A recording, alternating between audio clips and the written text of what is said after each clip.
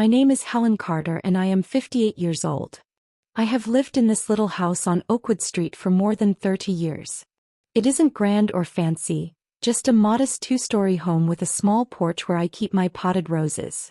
But to me it is sacred. Every corner of this place carries a memory of my life with my late husband, Michael, and our son, Adam. The kitchen where Michael and I used to dance after dinner. The staircase where Adam would slide down with reckless joy. The living room where we gathered every Christmas morning. My house isn't just brick and wood. It's the story of my life. I lost Michael when Adam was only 9 years old. A car accident took him away in a single night, leaving me with grief that nearly drowned me. But I couldn't fall apart. Not when Adam looked at me with those wide brown eyes, waiting for me to be both mother and father. I worked 2 jobs back then, teaching during the day and sewing at night, just to keep food on the table and make sure Adam never felt the hole his father's death left behind. Raising him was the hardest and the most beautiful thing I ever did. That's why, even now, I sometimes look at Adam and see that little boy who used to cling to my skirt. He's grown into a tall, handsome man with sharp features and a strong jawline, so much like his father. But lately he's been drifting away. We used to share every detail of our lives, but now he comes home late, distracted, always on his phone. He still kisses my cheek goodnight, but it feels different. Like his heart is somewhere else. I found out why on a Sunday afternoon. Adam came into the kitchen where I was peeling apples for a pie. He had that look, half nervous, half excited. "Mom," he said, scratching the back of his neck. "There's something I need to tell you." I wiped my hands on a towel and smiled. "You look like you're about to confess to stealing cookies." He laughed a little, but his eyes were serious. "I'm getting married." For a moment the words didn't register. "Married? To who?" "Sophie Miller," he said. His voice carried warmth, even reverence. "We've been seeing each other for almost a year. She's amazing, Mom. I think you'll love her." Sophie. I had heard the name once or twice when Adam mentioned having dinner with friends, but he never told me much. My heart skipped. A year. How could I not know? I forced a smile, even as unease coiled inside me. "That's wonderful news," I said softly. "When's the wedding?" "Next month," he replied almost too quickly. "We don't want to wait. Life's too short, right?" "Next month." My hands tightened around the towel. It felt rushed, far too rushed. But I didn't want to crush the happiness shining in his eyes. After all, wasn't this what every mother wanted? To see her child start a family of his own? So I hugged him and he hugged me back. "If she makes you happy, that's all that matters," I whispered. The wedding came faster than I expected. It was held at a small church, simple but beautiful. I wore a navy blue dress Michael once said was my best color. As I sat in the pew, I tried to focus on the joy of the moment. Adam stood at the altar, tall and proud, his dark suit fitting him perfectly. His eyes searched the aisle with anticipation. Then Sophie appeared. She was young, maybe mid-20s, with long blonde hair that shimmered in the light. Her white gown clung to her like it was made for her alone. She walked with confidence, almost too much confidence, like she owned the space around her. I wanted to find warmth in her smile, but I couldn't. Something about the way she looked at Adam, possessive, triumphant, sent a shiver through me. So I pushed those thoughts away. Maybe I was just being overprotective the way mothers always are. Pastor Lee, a kind old man with a gentle voice, led the ceremony. "Marriage is a sacred bond," he said. "It requires trust, sacrifice, and love above all else." I found myself clutching Michael's old wedding ring, which I wore on a chain around my neck. I whispered in my heart, "Michael, watch over our boy. Guide him, because I don't know if I can." When Adam and Sophie exchanged vows, he looked at her like she was the only person in the world. Sophie's words were sweet, carefully chosen, but her eyes flickered past the guests with calculation, as if she were measuring everyone in the room. When Pastor Lee pronounced them husband and wife, Adam kissed her with such devotion that my chest ached. I clapped and smiled, but inside a storm was gathering. Something didn't feel right. The wedding was beautiful, but it was too quick, too sudden, too perfect on the surface. As they walked down the aisle together, Sophie glanced at me. Her smile widened, but it didn't reach her eyes. It felt less like a welcome and more like a warning. That night, as I sat alone in my quiet house, I tried to silence my thoughts. I told myself it was only nerves, that I would grow to love Sophie once I knew her better. After all, she was now my daughter-in-law. Family. But deep down a whisper lingered. Something is coming, Helen. Something that will change everything. It had only been a week since the wedding when Adam called to say he and Sophie would be stopping by. Stopping by turned out to mean moving in. I had expected a visit, maybe dinner together, laughter around the table like old times. Instead, when I opened the front door, I saw Sophie standing there with her perfect hair and painted smile, suitcases at her feet. Adam carried 2 more bags, his expression caught between guilt and determination. "Mom," he said quickly before I could even ask. "We thought, maybe it would be nice to stay here for a while. Just until we figure things out." My heart sank. My house was their honeymoon stop? Still, I forced myself to nod, hiding the unease in my chest. "Of course. You're always welcome here." Sophie swept past me without a second glance, her heels clicking against the wooden floor. She looked around like an inspector walking through a property she already owned. Her eyes landed on the family photos that lined the hallway. Adam as a baby, Adam's graduation, Michael holding him on his shoulders, and she gave a little laugh. "Such quaint decorations," she said, her voice dripping with something I couldn't quite place.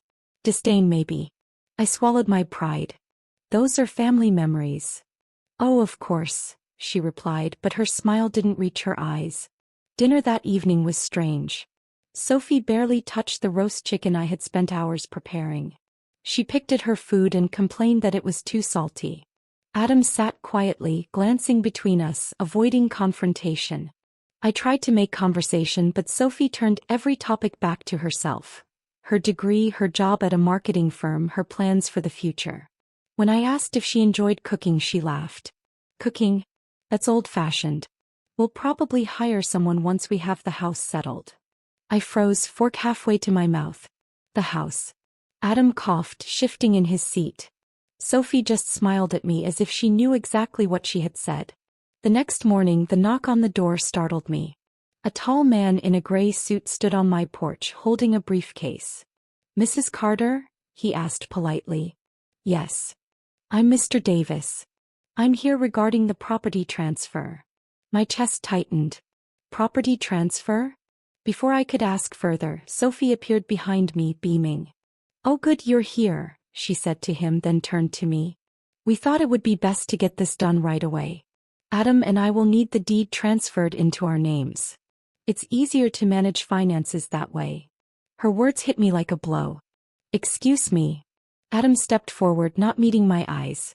"Mom, it would make things simpler.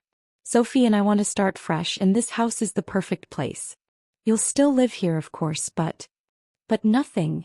I cut him off, my voice trembling. "This is my home. Your father and I built our life here. This house is not some wedding gift." Mr. Davis cleared his throat uncomfortably. "I'll come back another time," he muttered, already turning away. Sophie's face darkened the moment he left. "Do you really want to make this difficult, Helen? We're family now. Families share. Don't you want Adam to have security?" The nerve of her words made my hands shake. "Don't talk to me about security. I spent my whole life providing that for Adam. This house is not yours to take." Her smile turned sharp like a knife. "You'll regret this." Adam stood there silent. He didn't defend me. He didn't stop her. He just looked at the floor, jaw tight as if torn in two. That night I sat in my room staring at the photographs on my dresser. Michael's smiling face looked back at me from the frame. I whispered to him, tears burning my eyes. "She wants our home, Michael. She wants everything we worked for." I thought about Adam, the boy I raised, the man who once promised he'd always protect me. And yet he had stood there, letting Sophie humiliate me. For the first time, my home didn't feel safe. The walls that once comforted me now echoed with Sophie's laughter, sharp and mocking. My chest felt heavy with dread, but beneath it something else was stirring. A warning. A storm. And Sophie had just lit the first match. I didn't sleep that night. I lay awake staring at the ceiling, listening to the faint sound of Sophie's voice drifting down the hall as she spoke on the phone in her room. Her laughter was sharp, cutting, and it pierced through the silence of my home like a blade. I clutched Michael's ring around my neck, whispering to him in the dark. How did we end up here?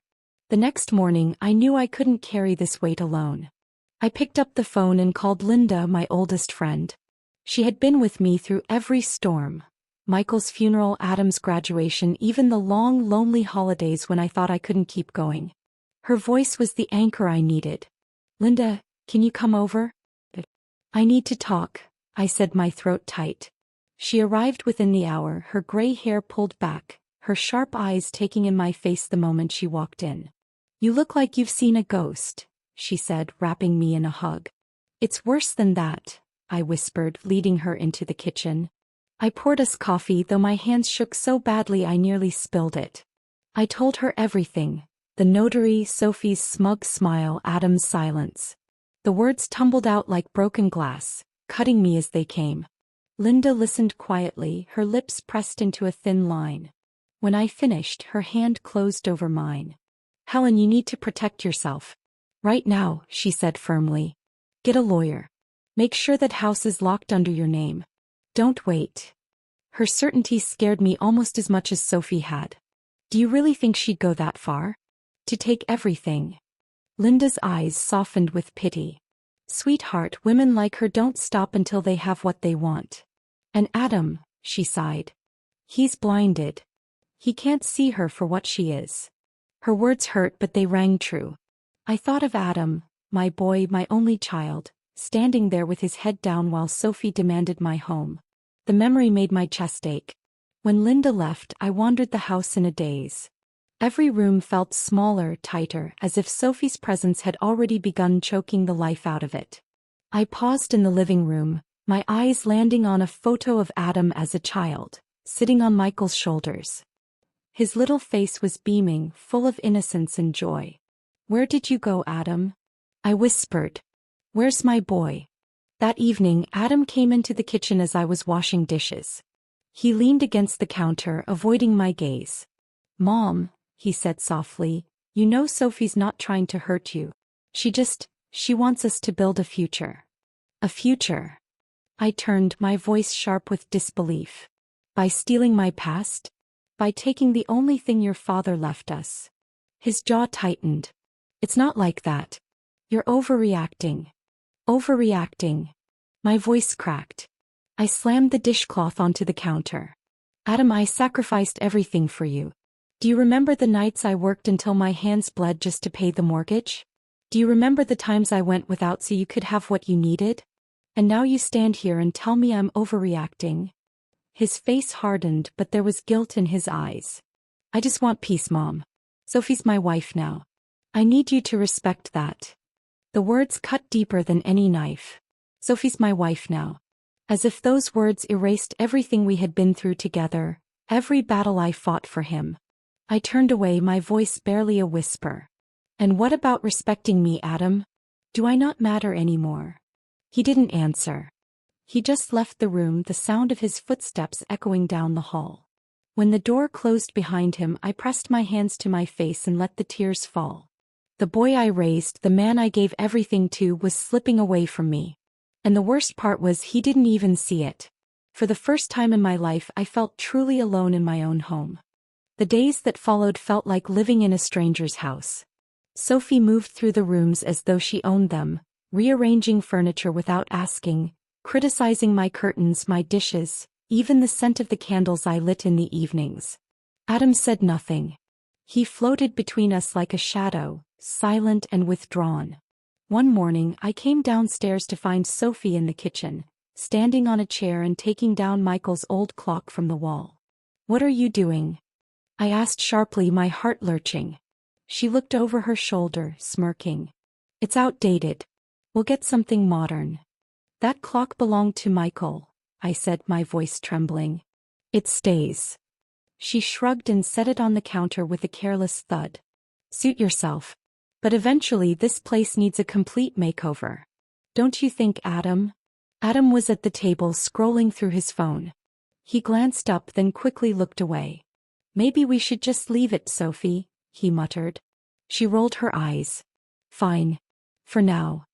I carried the clock back to its place with shaking hands.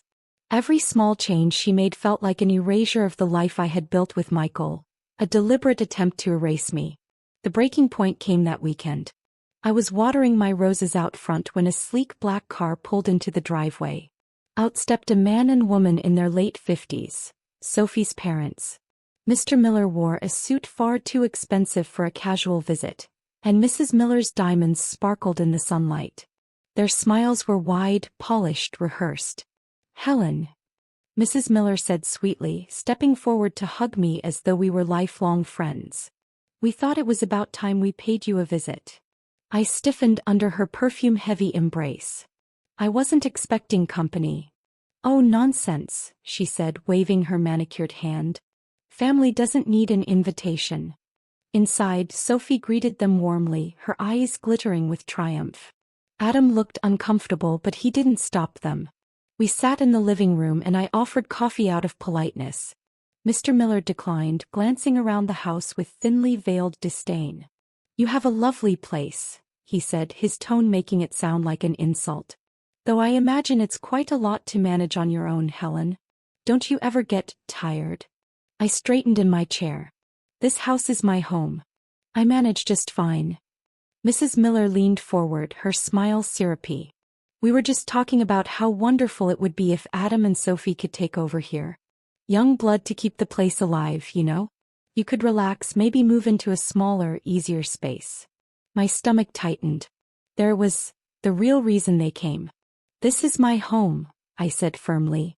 "I'm not going anywhere." Sophie's voice chimed in, soft but sharp. "Mom, Dad's right. It makes sense. Why keep struggling when Adam and I can take care of things?" "Take care of things?" I laughed bitterly. "You mean take what isn't yours?" The room grew tense. Adam shifted uncomfortably, finally looking at me. "Mom, can we just talk about this calmly?" I turned on him, my voice breaking. "Calmly? You let them sit here and suggest I throw away the life your father and I built. And you say nothing?" His face flushed with frustration. "You're blowing this out of proportion. Sophie just wants to help." "Help?" I snapped. "By stripping me of everything? By treating me like a burden in my own house?" Silence fell. Sophie's lips curved into a victorious little smirk, and her mother patted her knee approvingly. I stood trembling with rage. "This conversation is over. You're guests in my home and I will not be disrespected under my own roof." Mr. Miller's smile slipped, his eyes narrowing. "You should be careful, Helen. Pride has a way of leaving people very lonely."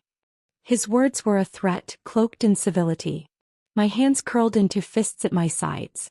"I would rather be lonely than robbed," I said, my voice shaking. They left soon after, their car pulling out of the driveway with cold precision. But the damage was done. The air in my house felt poisoned, heavy with unspoken wars. That night, Adam came into my room. His face was pale, his voice low. "Mom, why can't you just try to get along with Sophie? With her parents?" I stared at him, heart aching. "Because they don't want peace, Adam. They want control. Can't you see that?" He rubbed his forehead, looking torn. "You always think the worst of people." "No," I whispered. "I just know what it looks like when someone is trying to take everything from you. And Sophie, she won't stop until she has it." Adam didn't answer. He turned and walked out, leaving me with my rage and my grief. I sat in the dark, holding Michael's ring in my hand, and I realized the truth. My son wasn't just slipping away from me. He was being pulled, piece by piece, into Sophie's web. And if I didn't fight, I would lose him and everything else, forever. The days that followed felt like living in a stranger's house. Sophie moved through the rooms as though she owned them, rearranging furniture without asking, criticizing my curtains, my dishes, even the scent of the candles I lit in the evenings. Adam said nothing. He floated between us like a shadow, silent and withdrawn. One morning, I came downstairs to find Sophie in the kitchen, standing on a chair and taking down Michael's old clock from the wall. "What are you doing?" I asked sharply, my heart lurching. She looked over her shoulder, smirking. "It's outdated. We'll get something modern." "That clock belonged to Michael," I said, my voice trembling. "It stays." She shrugged and set it on the counter with a careless thud. Suit yourself. But eventually this place needs a complete makeover. Don't you think, Adam? Adam was at the table scrolling through his phone. He glanced up then quickly looked away. Maybe we should just leave it, Sophie, he muttered. She rolled her eyes. Fine. For now. I carried the clock back to its place with shaking hands. Every small change she made felt like an erasure of the life I had built with Michael, a deliberate attempt to erase me. The breaking point came that weekend. I was watering my roses out front when a sleek black car pulled into the driveway. Out stepped a man and woman in their late 50s, Sophie's parents. Mr. Miller wore a suit far too expensive for a casual visit, and Mrs. Miller's diamonds sparkled in the sunlight. Their smiles were wide, polished, rehearsed. Helen, Mrs. Miller said sweetly, stepping forward to hug me as though we were lifelong friends. We thought it was about time we paid you a visit. I stiffened under her perfume-heavy embrace. I wasn't expecting company. Oh, nonsense, she said, waving her manicured hand. Family doesn't need an invitation. Inside, Sophie greeted them warmly, her eyes glittering with triumph. Adam looked uncomfortable, but he didn't stop them. We sat in the living room and I offered coffee out of politeness. Mr. Miller declined, glancing around the house with thinly veiled disdain. You have a lovely place, he said, his tone making it sound like an insult. Though I imagine it's quite a lot to manage on your own, Helen. Don't you ever get tired? I straightened in my chair. This house is my home. I manage just fine. Mrs. Miller leaned forward, her smile syrupy. We were just talking about how wonderful it would be if Adam and Sophie could take over here. Young blood to keep the place alive, you know? You could relax, maybe move into a smaller, easier space. My stomach tightened. There was the real reason they came. This is my home, I said firmly. I'm not going anywhere. Sophie's voice chimed in, soft but sharp. Mom, Dad's right. It makes sense. Why keep struggling when Adam and I can take care of things? Take care of things? I laughed bitterly. You mean take what isn't yours? The room grew tense. Adam shifted uncomfortably, finally looking at me. Mom, can we just talk about this calmly? I turned on him, my voice breaking. Calmly? You let them sit here and suggest I throw away the life your father and I built. And you say nothing. His face flushed with frustration. You're blowing this out of proportion. Sophie just wants to help. Help? I snapped. By stripping me of everything? By treating me like a burden in my own house? Silence fell. Sophie's lips curved into a victorious little smirk, and her mother patted her knee approvingly. I stood trembling with rage. This conversation is over. You're guests in my home and I will not be disrespected under my own roof. Mr. Miller's smile slipped, his eyes narrowing. You should be careful, Helen. Pride has a way of leaving people very lonely. His words were a threat, cloaked in civility. My hands curled into fists at my sides. I would rather be lonely than robbed, I said, my voice shaking. They left soon after, their car pulling out of the driveway with cold precision. But the damage was done. The air in my house felt poisoned, heavy with unspoken wars. That night, Adam came into my room. His face was pale, his voice low. Mom, why can't you just try to get along with Sophie? With her parents? I stared at him, heart aching. Because they don't want peace, Adam. They want control. Can't you see that? He rubbed his forehead, looking torn. You always think the worst of people. No, I whispered. I just know what it looks like when someone is trying to take everything from you. And Sophie, she won't stop until she has it. Adam didn't answer. He turned and walked out, leaving me with my rage and my grief. I sat in the dark, holding Michael's ring in my hand, and I realized the truth. My son wasn't just slipping away from me. He was being pulled, piece by piece, into Sophie's web. And if I didn't fight, I would lose him and everything else, forever. The morning after I overheard Sophie's call, I moved through the house in silence, every sound sharper than usual. The creak of the floorboards, the hum of the refrigerator, even the ticking clock on the wall. I felt like an intruder in my own home. But beneath the fear, something had shifted. I wasn't helpless anymore. I knew I couldn't fight Sophie head-on. She thrived on confrontation, twisting words and manipulating Adam until he couldn't see straight. If I accused her without proof, she would spin it and turn him against me even more. Oh, I had to be careful. Quiet. Patient. That afternoon I called Linda. She answered on the second ring, her voice warm and steady, just as it had been since we were girls. "Linda, I need your help," I whispered, glancing toward the guest bedroom door to make sure Sophie wasn't nearby. "What's going on? You sound like you've seen a ghost." I swallowed hard. "It's Sophie. She's trying to take the house. She wants me gone. Last night I heard her on the phone talking about selling the place after getting the deed." There was a long pause. Then Linda's voice hardened. "That witch. I knew she was no good. Helen, you can't let her push you out. You've worked your whole life for that home." "I know. But I can't let Adam know what I heard yet. He'll believe her over me." Linda exhaled. "Then you need someone who can protect you. A lawyer." The word felt heavy, final. I had never thought I'd need one against my own family. But Linda was right. 2 days later, when Sophie went shopping, I slipped out to meet a lawyer Linda recommended. His name was Charles Whitman, a sharp-eyed man in his 60s who looked like he'd seen every dirty trick in the book. His office smelled faintly of old books and leather, the kind of place that carried authority. I sat across from him, hands trembling in my lap. "Mr. Whitman, I don't even know where to start. My daughter-in-law, she's trying to make me sign over my house." He leaned forward. "Has she threatened you directly?" I hesitated. "Yes. She said if I didn't cooperate she'd turn my son against me. And I overheard her on the phone plotting to sell the place." He nodded slowly, tapping his pen against a yellow pad. "Classic financial exploitation. Sadly, I've seen this before. The good news is, you own the house outright, correct?" "Yes. Michael and I paid it off years ago." "Then she can't touch it without your consent. If she tries anything, coercion, forgery, we'll have grounds to fight. But I suggest you stay calm, gather evidence, and don't let her know you're on to her." I nodded, my chest tight. "So I should pretend I don't know?" "Exactly," he said. "Play the long game. Document everything. Keep a record of her words, her actions. And most importantly, do not sign a single piece of paper she puts in front of you." When I left his office, the autumn air felt different. Crisp, sharp, almost cleansing. For the first time in weeks, I felt like I had a shield.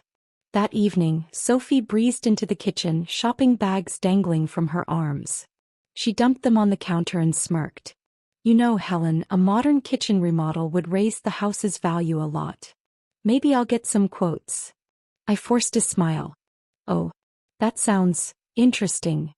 Her eyes narrowed, suspicious. "You're awfully calm today." I shrugged, keeping my voice light. "Life's too short for arguments, don't you think?" She tilted her head, studying me, then walked off. But I saw it in her eyes. Doubt. She couldn't read me anymore. That night, I wrote everything down in a notebook I hid beneath the lining of my dresser drawer. Her threats, her phone call, every cruel remark. Page after page, the truth took shape in ink, proof of her poison. As I closed the notebook, I whispered to myself, "Patience, Helen. Patience." Because for the first time since Sophie entered my life, I knew this battle wasn't hers to win. The days that followed were like walking through a minefield. Every step I took, every word I spoke, I measured carefully. Sophie was growing bolder, like a spider weaving her web tighter around me. But she didn't know I had already started cutting the threads. One morning, I found her at the dining table with a stack of glossy brochures. Kitchens. Bathrooms. Real estate firms. She looked up at me with a dazzling smile that didn't reach her eyes. "Helen, I've been thinking. This place is lovely, but it's dated.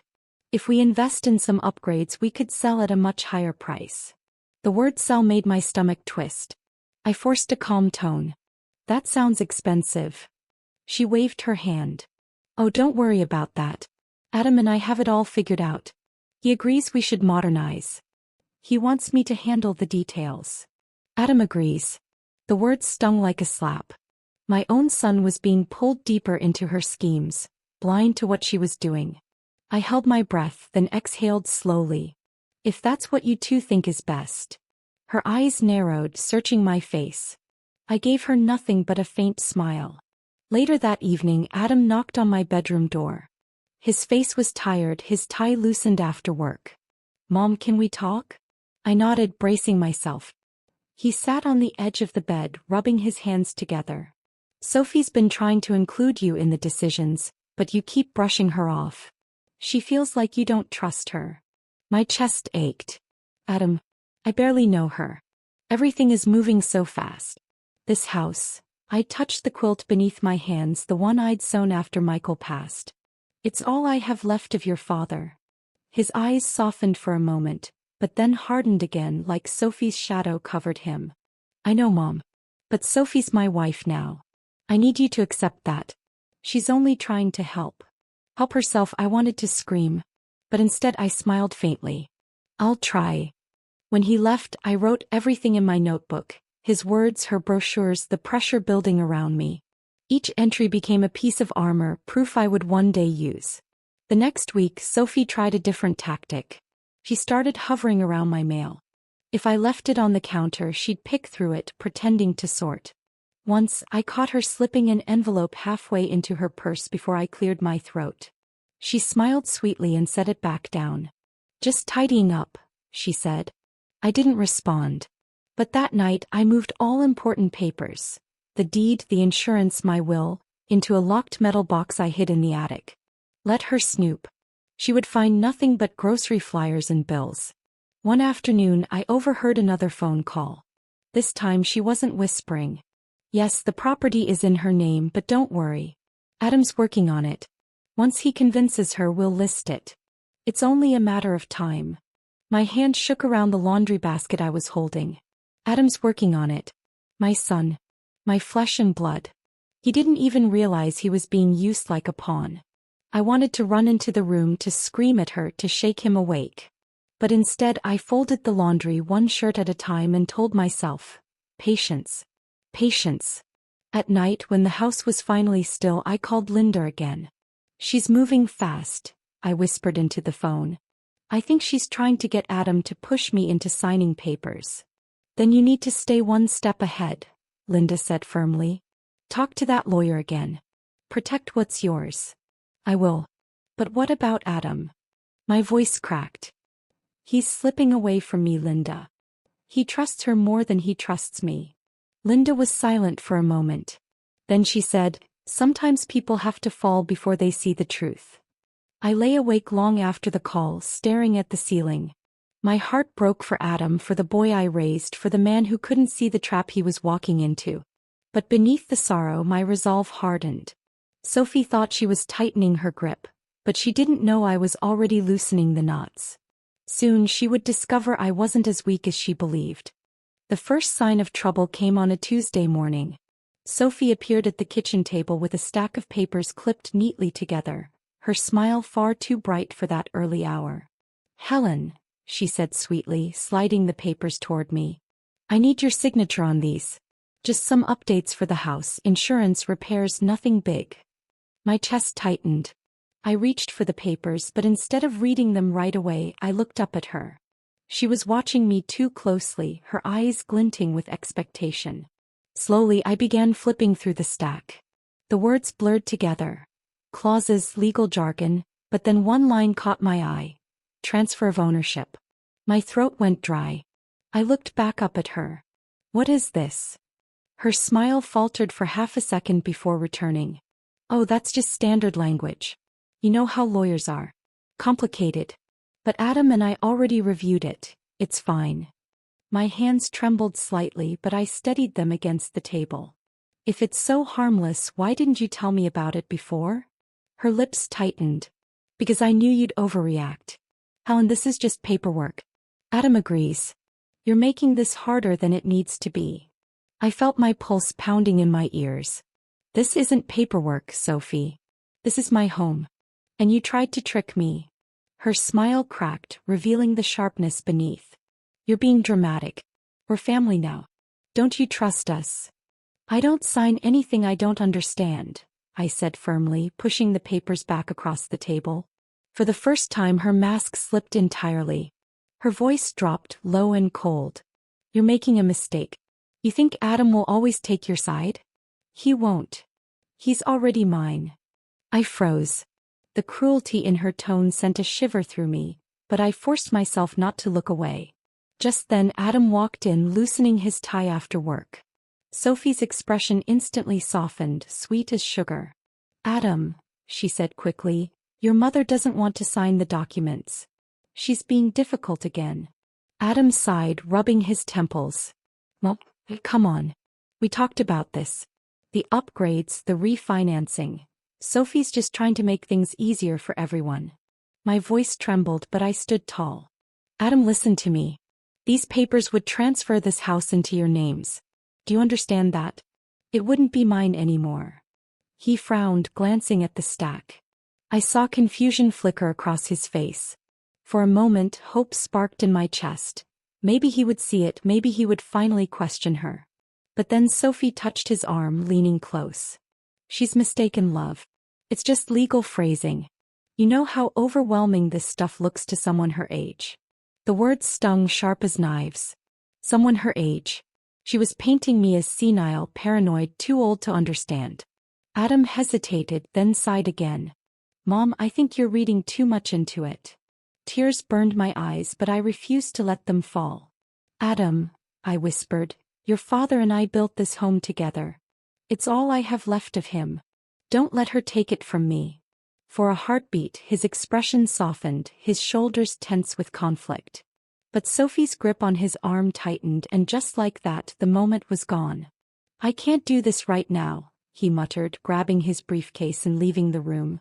The silence that followed was suffocating. Sophie turned back to me, her eyes glittering with victory. You see, she said softly, almost kindly. He'll never believe you. No matter what you say. I stood frozen, her words slicing deeper than any knife. But under the pain, under the heartbreak, something else began to burn. Resolve. That night I took out my notebook and wrote everything down. Every word, every detail, every attempt she made to push me out. I sealed the papers in an envelope and hid them with the lawyer's card in my locked box. Sophie wanted a war, then a war she would have. I was done being quiet. The breaking point came faster than I expected. For weeks, Sophie pushed harder. Snide remarks in front of neighbors, late-night whispers to Adam when she thought I couldn't hear, little power plays that chipped away at my place in my own home. But it was the fight over the bank account that cracked the illusion wide open. It started one evening after dinner. Sophie dropped her fork with a clatter and folded her hands primly on the table. Helen, she said, her tone dripping with false patience, it's time you let us manage your finances. You keep things so disorganized. Adam and I can handle it better. My stomach knotted. I set down my glass of water. My finances are none of your business. Adam glanced nervously between us. Mom, she doesn't mean it that way. Yes, I do, Sophie cut in sharply, her eyes locking on me. You're too attached to control. You can't even see that you're holding Adam back. If you really loved him, you'd stop clinging to everything. Her words hit like blows. Too attached. Holding him back. I could feel my late husband's voice in the walls of this home, see his hands in the woodwork he'd built, and here she was, treating it all like an obstacle to bulldoze. Adam frowned. Sophie, maybe that's too much. But Sophie leaned forward, lowering her voice, every word pointed like a dagger. She's suffocating us, Adam. Don't you see? This isn't about family anymore. It's about freedom. Ours. I felt my breath catch. For a moment, Adam's eyes flickered with doubt, real doubt. Then something inside me snapped. I stood, my chair scraping loudly against the floor. Enough, I said, my voice steadier than I felt. I will not be manipulated in my own home. Sophie's face darkened, her mask gone. Manipulated? You've been controlling Adam his entire life. I'm the one saving him from you. The room spun with the weight of her accusation. Adam shot to his feet, panic flashing in his eyes. Stop it, both of you. But Sophie wasn't finished. She slammed her hand on the table. She doesn't want us to have a future, Adam. Can't you see? She'll die clutching this house before she ever lets us live in peace. Do you want to keep being her little boy forever? Adam staggered back, stunned, silent. The venom in her words hung in the air like smoke. And then, something shifted. He looked at me. Really looked. He saw the tears I'd been fighting back, the way my shoulders shook with silent rage, the heartbreak carved into every line of my face. For once I didn't hide it. "I'm not signing anything over," I whispered hoarsely. "Not my money. Not my house.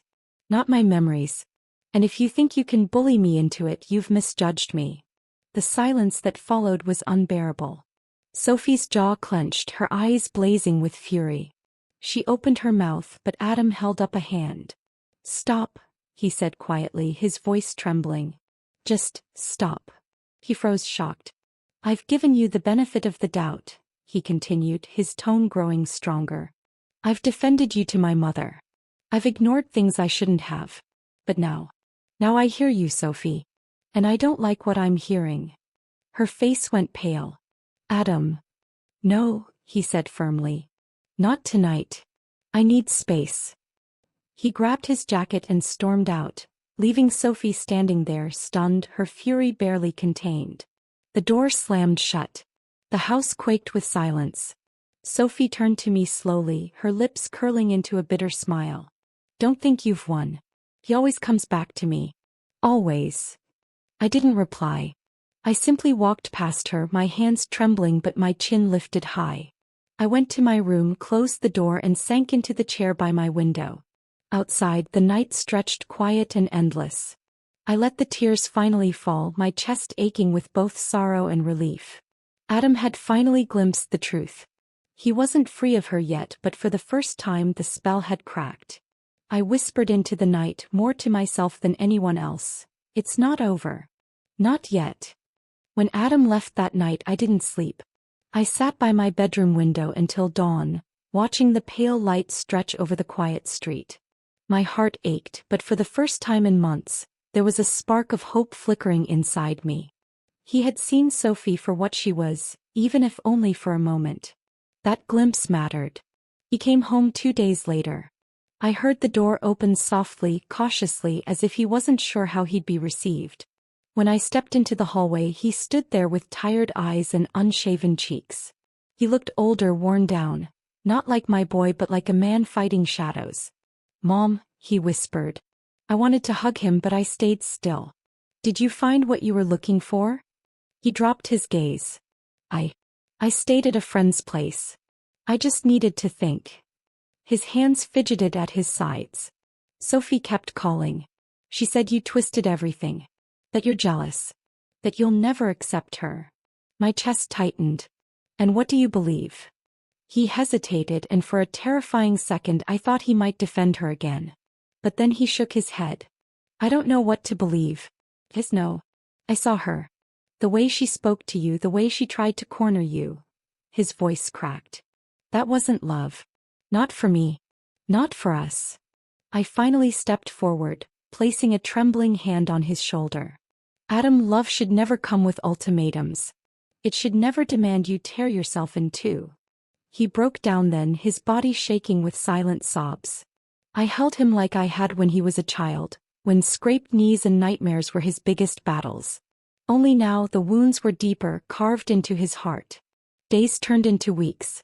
The house was quieter, heavier, but slowly it began to breathe again. Sophie fought back, of course. Angry texts, late-night arguments on the phone, even a tearful attempt to show up at our door. But Adam didn't let her in. Not this time. One evening he sat with me at the kitchen table, his eyes steady for the first time in months. I told her it's over. For good. I can't live like that, Mom. I can't love someone who makes me choose between her and you. I reached across the table, squeezing his hand. Relief flooded me, but I also knew the road ahead would not be easy. Trust takes time to rebuild. The wounds Sophie left behind would not vanish overnight.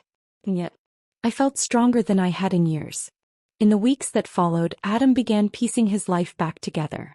He threw himself into work, reconnected with old friends, even started volunteering at the local youth center.